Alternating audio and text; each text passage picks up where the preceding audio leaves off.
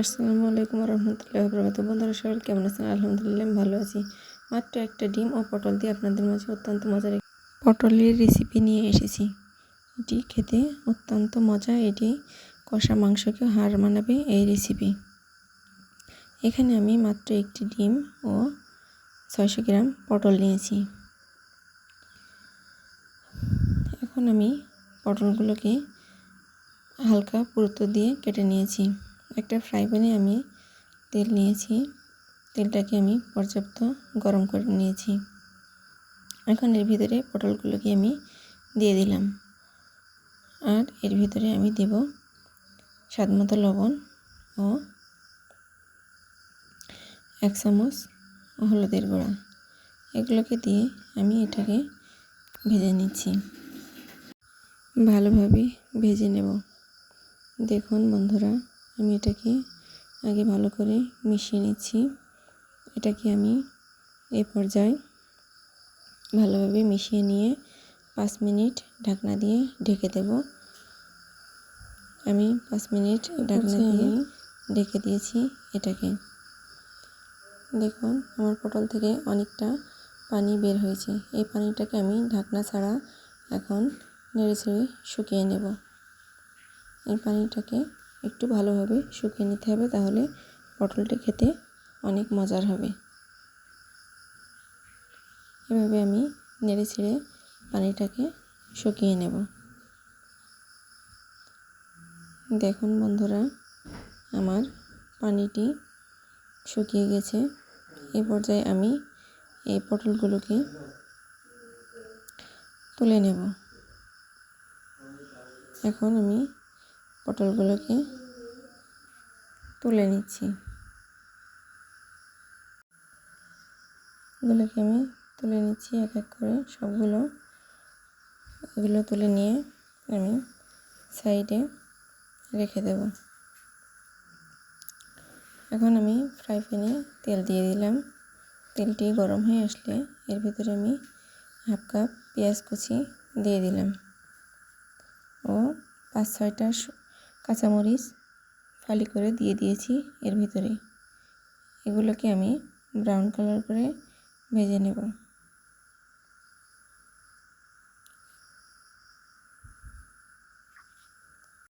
এগুলো আমার brown colour করে ভেজে নেওয়া শেষ। এখন আমি এর ভিতরে 1 চামচ রসুন বাটা ও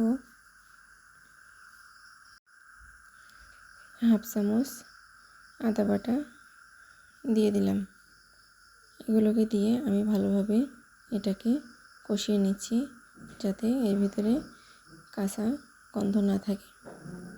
এখন আমি এর ভিতরে 1/2 চামচ জিরার গুঁড়া, 1/2 চামচ ধনিয়া গুঁড়া, 1/2 চামচ হলুদের গুঁড়া ও 1/2 চামচ মরিচের গুঁড়া দিয়ে দিচ্ছি। আপনার মরিচটা যার যার স্বাদ মতো দিতে পারেন। এখন আমি এর ভিতরে নেড়ে চেড়ে নিচ্ছি এগুলোকে। এ পর্যায়ে আমি অল্প একটু পানি দিয়ে মশলাটিকে ভালোভাবে কষিয়ে নেব। মশলাটি যত ভালোভাবে কষানো হবে তত মজা হবে রান্নাটি। দেখুন আমি মশলাটিকে ভালোভাবে কষিয়ে নিচ্ছি। এ পর্যায়ে আমি স্বাদ মতো লবণ দিয়ে দিচ্ছি। আগে যেহেতু আমরা পটলের ভিতরে লবণ দিয়েছিলাম, সেহেতু বুঝে শুনে লবণটি দিতে হবে। এর ভিতরে আমি দিয়ে দিচ্ছি একটি ডিম। ডিমটিকে আমি একেবারে গুঁড়া গুঁড়া করব না, একটু আস্তে আস্তে রাখবো। আপনারা চাইলে এই জায়গায় 2টি কিংবা 3টি ডিম দিতে পারেন। আপনাদের পছন্দ অনুযায়ী আপনারা এখানে ডিমটি ব্যবহার করবেন। দেখুন আমি ডিমটি একটু আস্তে আস্তে করে, একটু বড় বড় টুকরা করে এটিকে রান্না করে নিচ্ছি। আপনারা চাইলে এটাকে ঝোড়া ঝোড়া করে রান্না করতে পারেন।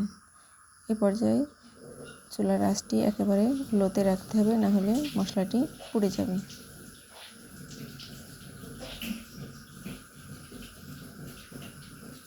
আমি এখন মশলাটির সাথে এই ডিমটিকে ভালোভাবে কষিয়ে নিচ্ছি। এভাবে আমি 1-2 মিনিট মশলার সাথে ডিমটিকে কষিয়ে নেব, তাহলে এটি খেতে খুবই মজা লাগবে। আমার ডিমটিকে কষানো শেষ। এখন আমি এর ভিতরে আমার রেখে দেওয়া পটলগুলো দিয়ে দেব।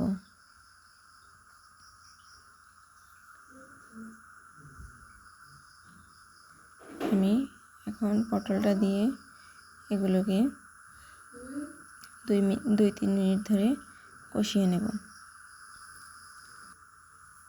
দেখুন আমি পটলটা দিয়ে দিলাম। এবার আমি 2-3 মিনিট এগুলোকে কষিয়ে নেব, তাহলে এই পটলটি খেতে খুবই মজা লাগবে। এই পটলের রান্নাটি আপনাকে কষা মাংসের স্বাদকেও হার মানাবে। অসম্ভব মজার এই পটলের রেসিপিটি আপনারা বাসায় ট্রাই করতে পারেন এবং আমাকে জানাবেন কেমন লেগেছে আপনাদের কাছে এই রেসিপিটি।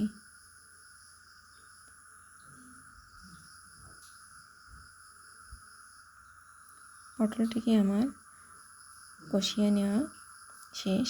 এখন আমি এর ভিতরে দিয়ে দেব 1/2 কাপ পানি। আপনারা অবশ্যই এটার ভিতরে পানি দিয়ে রান্না করবেন, তাহলে এই পটলটি খেতে বেশি মজা হবে। মশলাটি ভালোভাবে মিশে যাবে পটলের সাথে। আর পানিটি না দিলে মশলাটা ঠিকঠাক মতো পটলের সাথে না মিশতেও পারে। এবার যে আমি ঢাকনা দিয়ে রান্না করে নিচ্ছি 5 মিনিটের জন্য। দেখুন আমি এটাকে এই পর্যায়ে নেড়ে ছেড়ে রান্না করে নেব। এই রান্নাটা যতটা সম্ভব শুকনো শুকনো করতে হবে, তাহলে খুব ভালো লাগবে। এখন আমি হাফ চা চামচ গরম মশলার গুঁড়া দিয়ে দিলাম। গরম মশলার গুঁড়াটা দিলে এর ভিতরে একটা শাহি ফ্লেভার আসবে এবং এটি খেতেও অনেক মজা হবে। দেখুন আমার রান্নাটি প্রায় শেষের দিকে। এখন আমার রান্নাটি শেষ, আমি আপনাদের মাঝে পরিবেশন করে দেখাচ্ছি। দেখুন কতটা সুন্দর হয়েছে আমার এই পটলের রান্নাটি।